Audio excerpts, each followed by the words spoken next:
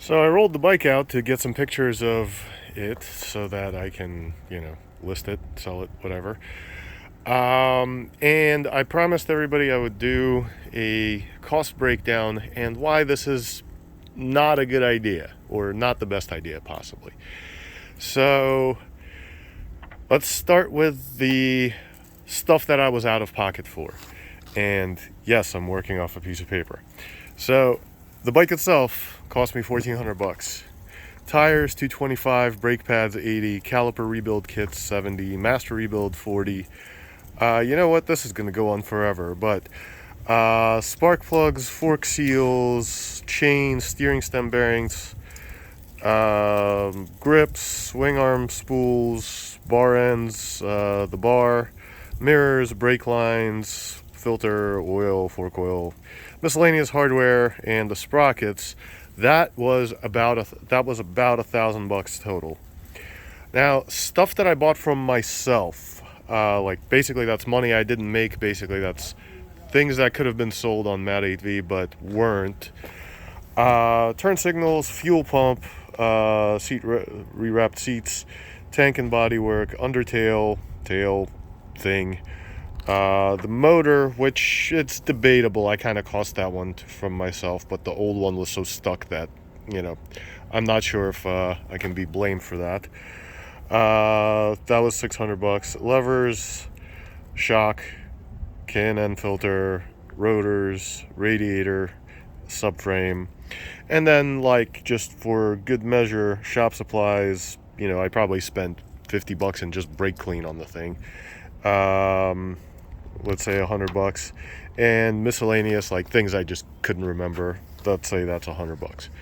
So in all, $1,400 for the bike, $1,000 out of pocket, about $1,900 for stuff I bought from myself, and about $200 in miscellaneous. So give or take $4,500, not counting time and everything else. Now here's why this is a dumb idea.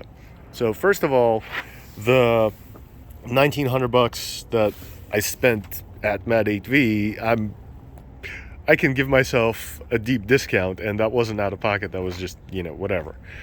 It's stuff that could have sat on the shelf for eternity.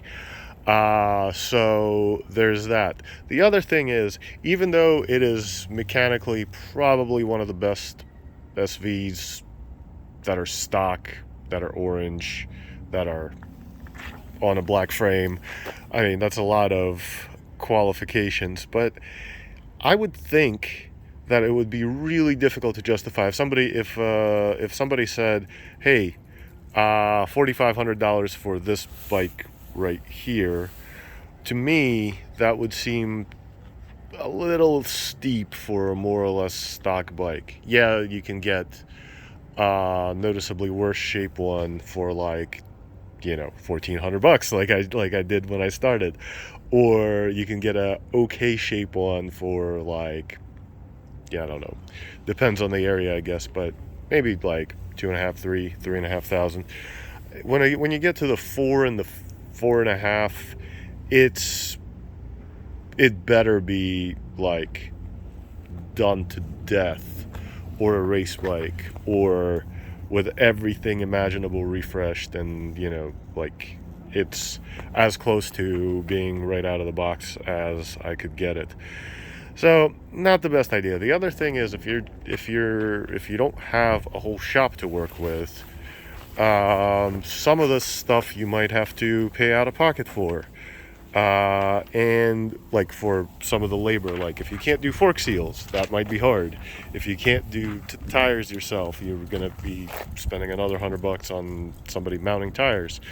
If this, that, the other thing.